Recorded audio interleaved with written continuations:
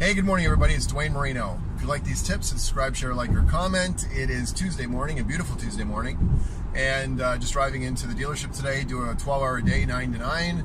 And yesterday I was there from about, about noon till 8:30 p.m. And really this tip is about the fact that some will, some won't, so what next? And walking the talk and keeping it real, as they say. So here's what happened yesterday. We had an outstanding day at the dealership. 12 vehicles for a store that normally would do 6 or 7. So overall, great day, and they're having a strong month. And last night at about 6 p.m., the customer bus decided to pull up at the exact same time most of the salespeople were doing their deliveries. So I had to take 3-4 customers at a time, which I don't mind doing. I sell cars all the time. And it was a comedy of errors on my part and also on the part of the client. I'll give you kind of a quick rundown. So first off, when we talk about the importance of knowing your products and programs and incentives and inventory and price points, I can't stress that enough. When I landed a dealership to sell cars, I don't know all that. It's impossible for me to keep up with that. I'm in all dealerships, all brands, all markets.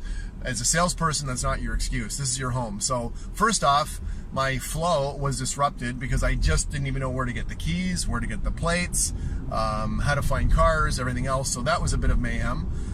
Second thing, dealing with multiple customers is never a good idea. Now, when every other salesperson is tied up and there's 3 or 4 people sitting around, you better figure it out. That's what I had to do.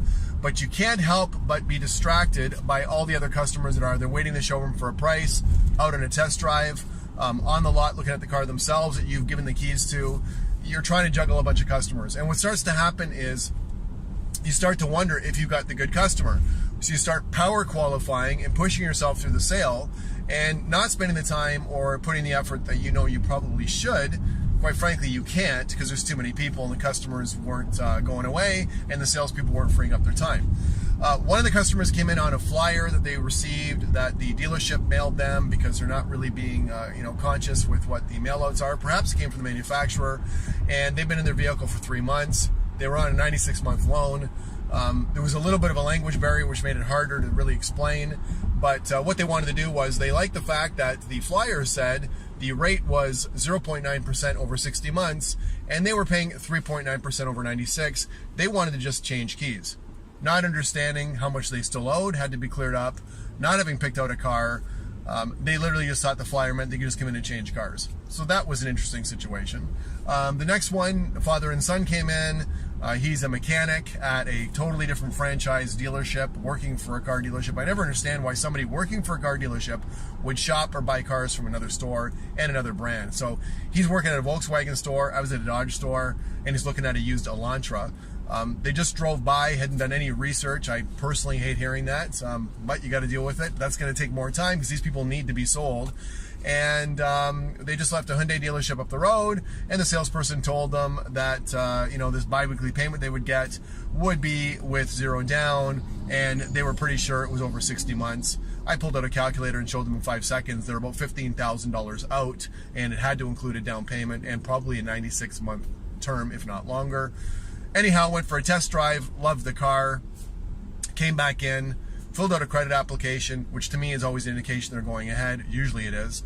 Touch desks, numbers were okay. Next thing they proceeded to make up, and I do believe make up because the story didn't make any sense, about they had to talk to the mother. Now the father and son were there. They both signed on the credit application. Very few people fill out credit applications and sign them and really agree to verbal numbers which were accurate and then end up making up an excuse that they got to talk to somebody that of course is not available on the phone, can't go to them, and can't bring the car to them based on just our demographics and where they were living and how far they were from the store and the time at night.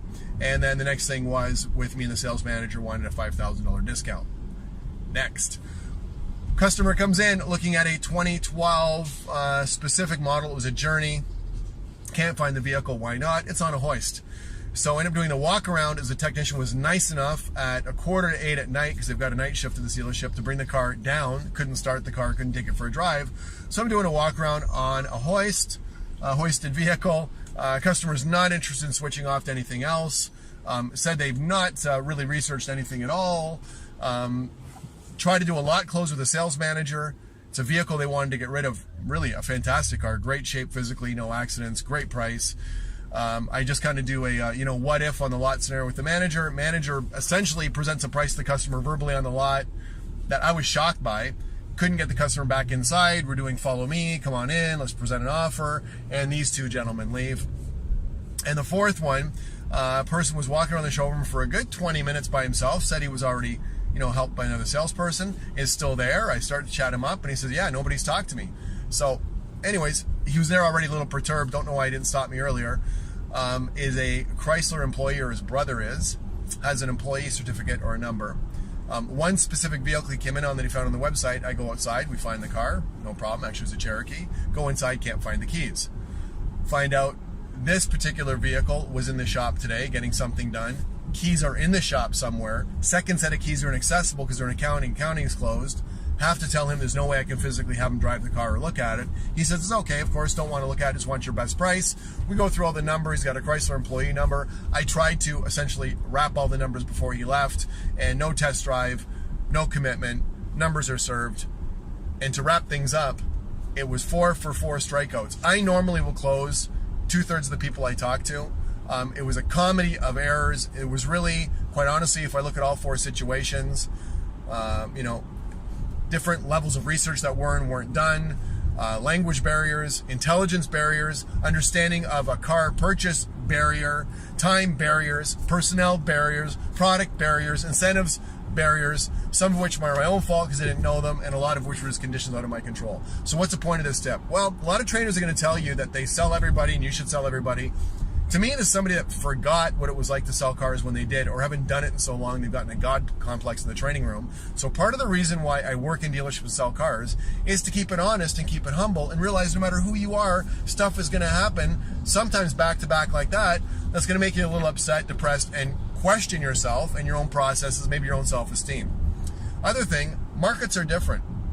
So just based on your own demographic of credit and cultures and other things, you have different challenges or opportunities than somebody else, and that's fine. So deal with it as it comes up. A couple of these situations last night, Google Translate would have been great, except the language barrier wasn't so bad that I really didn't need or couldn't use it because it was a little insulting when I offered it to somebody. So every situation is different. Every customer is different. The theme here is brush it off. SW, SW, SWN. Some will, some won't. So what next? I meditated or reviewed or replayed every transaction. I saw where things could have gone a little smoother had I known the lay of the land a little bit better.